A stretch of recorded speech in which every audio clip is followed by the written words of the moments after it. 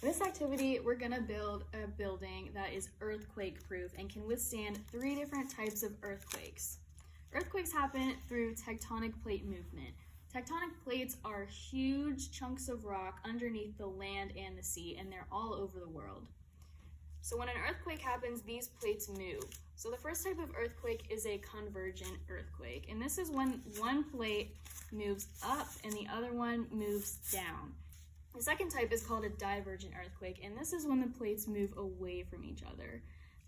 The third type is called a transform fault earthquake, and this is when they slide past each other in the opposite direction.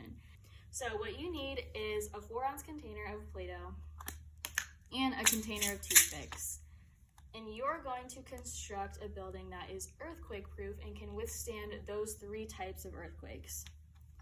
So you can dump out your toothpicks, and then what you're gonna do is take little pieces of Play-Doh and stick your toothpicks in the Play-Doh to create your building.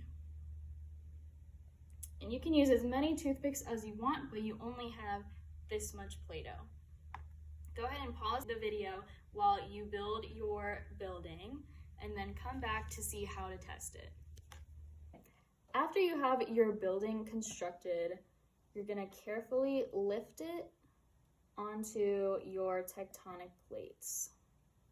And you're gonna put it right in the center on top of both of them so that it's in the middle. Your first earthquake test you're gonna do is the convergent boundary. So that's when one goes up and the other one goes down. Okay, it looks like it passed the test. The next plate boundary we're gonna test is the divergent boundary, which is when they move away from each other. A little less stable, but it still passed. I'm gonna fix it here. All right, and the third plate boundary you're gonna test is the transform fault, which is when the plates slide past each other. Okay. Pretty good.